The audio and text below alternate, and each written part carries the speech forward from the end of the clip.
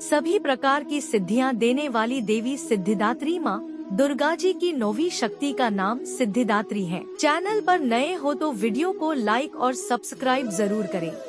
ये सभी प्रकार की सिद्धियों को देने वाली है। नवरात्रि पूजन के 9वें दिन इनकी उपासना की जाती है। इस दिन शास्त्रीय विधि विधान और पूर्ण निष्ठा के साथ साधना करने वाले साधक को सभी सिद्धियों की प्राप्ति हो जाती है। सृष्टि में कुछ भी उसके लिए अगम्य नहीं रह जाता है। ब्रह्मांड पर पूर्ण विजय प्राप्त करने की सामर्थ्य उसमें आ जाती है। मार्कंडेय पुराण के अनुसार अणिमा, महिमा, गरिमा, लघिमा, प्राप्ति, प्राकाम्य, ईशित्व और वशित्व ये 8 सिद्धियां होती हैं। ब्रह्मवैवर्त पुराण के श्री कृष्ण जन्म खंड में यह संख्या 18 बताई गई है। इनके नाम इस प्रकार हैं: 1 अणिमा, 2 लघिमा, 3 प्राप्ति, 4 प्राकाम्य, 5 महिमा, 6 ईशित्व वाशित्व, 7 सर्वकामाव सायिता, 8 सर्वज्ञत्व, 9 दूरश्रवण, 10 परकाय प्रवेशन, 11 वाक् सिद्धि, 12 कल्पवृक्षत्व, 13 सृष्टि, 14 संहारकरण सामर्थ्य, 15 अमरत्व, 16 सर्वन्यायकत्व, 17 भावना, 18 सिद्धि। माँ सिद्धिदात्री भक्तों और साधकों को ये सभी सिद्धियां प्रदान करने में समर्थ हैं।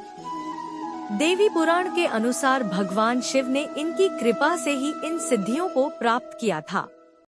इनकी अनुकंपा से ही भगवान शिव का आधा शरीर देवी का हुआ था। इसी कारण वे लोक में अर्धनारीश्वर नाम से प्रसिद्ध हुए। माँ सिद्धिदात्री 4 भुजाओं वाली हैं। इनका वाहन सिंह है। ये कमल पुष्प पर भी आसीन होती हैं। इनकी दाहिनी तरफ के नीचे वाले हाथ में कमल पुष्प है। प्रत्येक मनुष्य का यह कर्तव्य है कि वह माँ सिद्धिदात्री की कृपा प्राप्त करने का निरंतर प्रयत्न करे, उनकी आराधना की ओर अग्रसर हो। इनकी कृपा से अनंत दुख रूप संसार से निर्लिप्त रहकर सारे सुखों का भोग करता हुआ वह मोक्ष को प्राप्त कर सकता है। नव दुर्गाओं में माँ सिद्धिदात्री अंतिम है। अन्य 8 दुर्गाओं की पूजा उपासना शास्त्रीय विधि विधान के अनुसार करते हुए भक्त दुर्गा पूजा के 9वें दिन इनकी उपासना में प्रवृत्त होते हैं।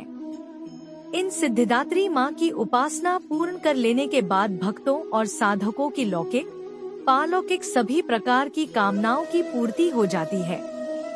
सिद्धिदात्री माँ के कृपा पात्र भक्त के भीतर कोई ऐसी कामना शेष बचती ही नहीं है जिसे वह पूर्ण करना चाहे। वह सभी सांसारिक इच्छाओं, आवश्यकताओं और स्पृहाओं से ऊपर उठकर मानसिक रूप से माँ भगवती के दिव्य लोकों में विचरण करता हुआ उनके कृपारस पीयूष का निरंतर पान करता हुआ विश्व भोग शून्य हो जाता है।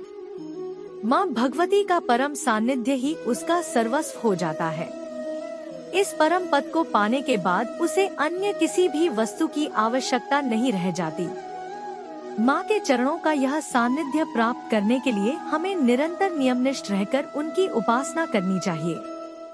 माँ भगवती का स्मरण, ध्यान, पूजन हमें इस संसार की असारता का बोध कराते हुए वास्तविक परम शांतिदायक अमृत पद की ओर ले जाने वाला है। इनकी आराधना से जातक को अणिमा, लघिमा, प्राप्ति, प्राकाम्य, महिमा, ईशित्व, सर्वकामाव सायिता, दूर श्रवण, परकामा प्रवेश, वाक्सिद्ध, अमरत्व, भावना सिद्धि आदि समस्त सिद्धियों नव निधियों की प्राप्ति होती है।